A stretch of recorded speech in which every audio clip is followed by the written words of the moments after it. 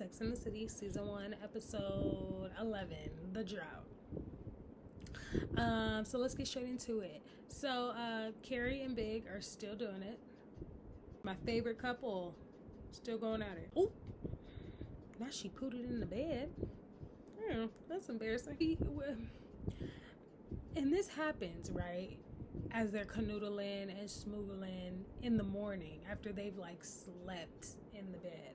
And of course they've reached like this, not milestone, but they've reached a certain spot in their relationship where they can now be in the bed and actually like sleep and not just do other things.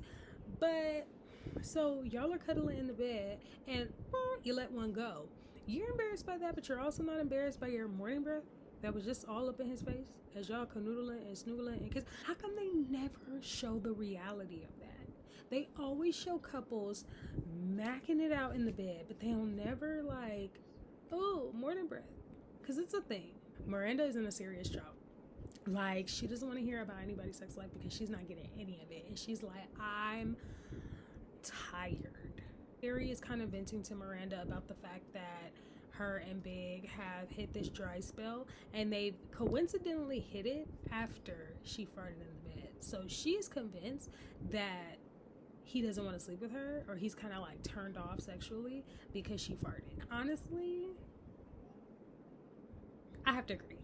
Like, because I didn't get it. Like, they were doing it like nonstop all the time, every time they saw each other. And then like after that situation, now all of a sudden he doesn't want to do it. He's tired. He doesn't feel like it. He's not in the mood. He just wants to watch the game. And it's like, since when, bro? You was just jumping my bones every 5 seconds that I was coming over here. But now all of a sudden, you don't want to do it. So again, she's convinced that he's kind of turned off by her. But she doesn't necessarily tell Miranda at this moment, like, oh, like, I farted. But she's just saying, like, you know, we haven't been having sex lately. And so Miranda is just like, yeah, like, whoop-de-doo, you guys haven't done it in this amount of days, but I've been like 3 months. Carrie is like, okay, well, that's different because you're not in a relationship, which I agree. It's definitely alarming if you are in a relationship, especially an exclusive relationship, and you haven't had sex in 3 months or 3 weeks or whatever. But being single and haven't had sex in 3 months, like, it's not somebody that you're supposed to be doing it with, you know, unless you have like are in a friends with benefits type of thing, or you have like hookups, like you are single as a Pringle. Who you gonna do it with? Who you gonna do it with, Miranda? Carrie finally tells Miranda that she pooed it. She let one go. The booty trumpet sounded the alarm. Carrie, of course, is embarrassed. I mean, who wouldn't be? Like, that's embarrassing. Farting, period, is embarrassing. It doesn't matter how you spread it. And Miranda is just like, you know, don't take yourself so seriously. Like, you're a human. Humans fart. Humans poop. Humans have bad breath. Humans stink. Like, you're a person. So don't think. Miranda always gives like the down-to-earth advice. So she's like, don't think for 1 second like you're anything less because you farted. If it wasn't gonna happen now, it was gonna happen next week. Like, it's fine. So we identify Carrie's problem. Carrie's problem is that she thinks Big is perfect. And that's why she's agonizing over the fact that, aside from the fact that they conveniently stopped having sex after this happened, but that's why she's also agonizing over the fart, because he's perfect and he doesn't do this and he doesn't do that and he just lives this perfect life. Girl, stop. That man is not perfect. That man is a loser behind closed doors. Like, he just is not showing you that. But really, girl, first of all, he's a man. I could stop there, and I will. So she's also boring Samantha with this story. And her problems. Carrie does that. She goes around. That's the thing about having 3 different friends with 3 different point of views. You get advice from everybody. So now she's boring Samantha with this story while they're in hot yoga. I don't know. I just felt like calling it hot yoga. It's regular yoga. And so she's telling her while they're in yoga, and Samantha kind of gives another interesting perspective too that I do too have to agree with. Not necessarily that you can't be human or that she was wrong for farting, but men, especially back then, don't, like, it's hard for them to see a woman do and still be like attracted to a woman that they know farts.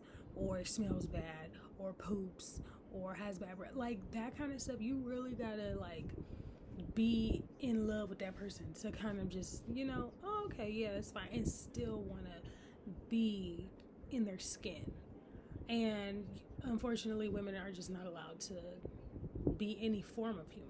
So not that she can't be, or that, oh my god, shame on you, you shouldn't have done that, but that's probably what the problem is that for whatever reason you were supposed to be this flawless human being that doesn't fart, that doesn't poop, that doesn't do any of these things, and you prove that you're not that, and now it's kind of like, oh, that's what I think, honestly. So in the middle of Carrie boring Samantha gets turned on by the yoga instructor, and she's like, ooh, I needs him. Oh, he's celibate. So he wasted her time, took her out on a date just to tell her that he hasn't been having sex in 3 years. No, thank you. Pause. Let's skip it. Charlotte is so oblivious. Of course there's something wrong with Carrie's relationship. Duh.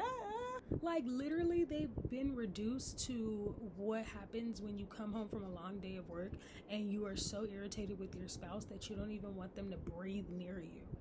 Every time she tries to do him, he has an excuse. I'm tired. I pulled something. I have to get up early. I want to watch the game. Are you joking? We not even like that. So how do you have excuses to not wanting to have sex with me? What's happening here?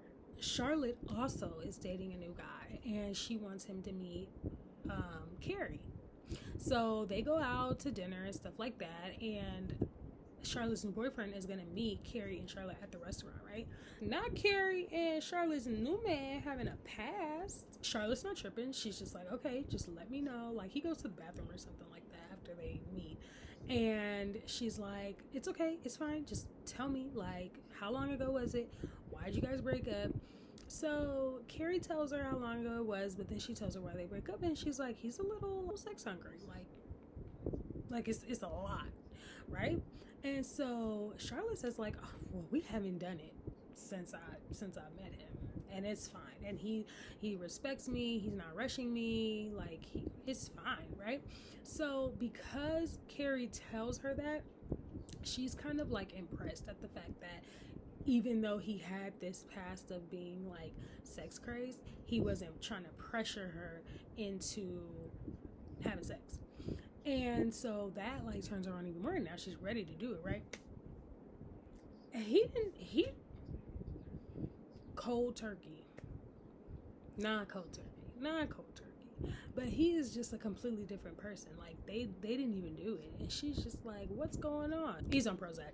Shout out to Blockbuster. But speaking of Blockbuster, the couple across the street from Carrie should have probably been in a Blockbuster film. I mean, they look so good. Like art. Like they're flowing.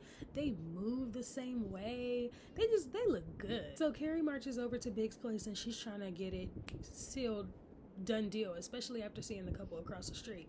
And he has the game on, eating his bar nuts, and he tells her, knock it the F off. I would have been home so fast. What do you mean, knock it off?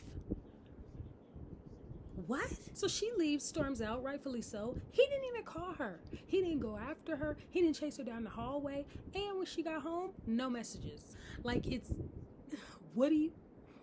I hate that. I hate that. When you clearly made somebody mad and then you can't even call them to reconcile, apologize, patch things up, let's move on. What did I do? Even if you don't apologize, I'm sorry. What happened? You can't do that because you know you're wrong. Brenda is over her obsession with Big. And yes, it is an obsession at this part. It's literally all she talks about. And then even when she's not talking about Big, she tries to worm him in some kind of conversation. But Miranda is over it. And she's definitely over the fact that Carrie is obsessing over the fart. And she's like, bro, it's not the fart. And Carrie knows. Carrie's like, no, I know it's not. I know. But she says what it is. She's like, I think he's perfect. I think he's just like this like super perfect person, and I think that's what he wants. He wants somebody that's like on his level. Basically, Carrie thinks that he's out of her league, and she's so in love with him, and she's terrified of like messing it up by being herself. Wrong answer, forehead. That means he ain't the one for you. Okay? Ain't nobody performing, doing tricks, turning themselves inside out for no dude, especially as wrong as he did you. The last thing Samantha needed to see was that couple across the street, okay? Because she's trying to go for gold with Mr. Celibate over here. It's not gonna work. You need to stop trying to lie to yourself. You can't live that life.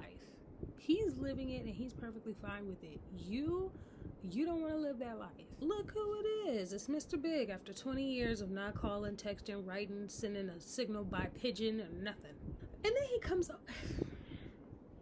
Can I just say, I'm not a fan of his attitude. I'm not a fan of his persona. He comes over here after thousands of years of not calling and acts like nothing's wrong.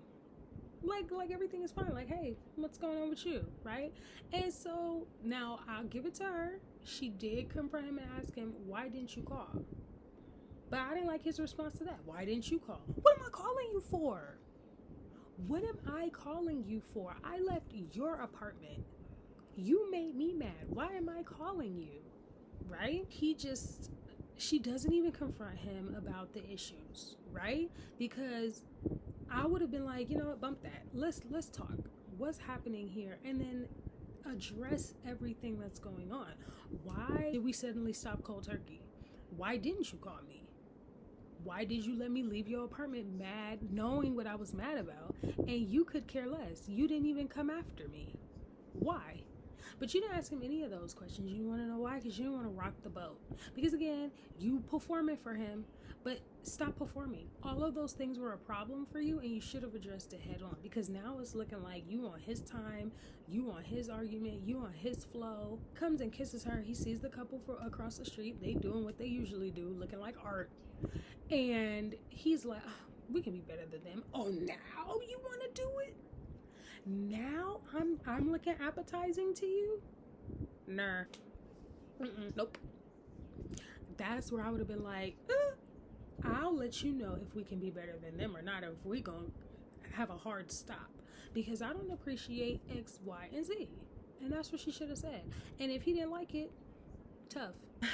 Also, Charlotte broke up with her boyfriend, her new boyfriend, the same one who was on Prozac, because she realized that she didn't like the fact that he just basically never had sex. Like, you went from doing it all the time to never doing it. And she's like, you know, I may not be crazy for it, but I don't want to not do it. So, and good for her. Good for Charlotte. Sticking up for what you want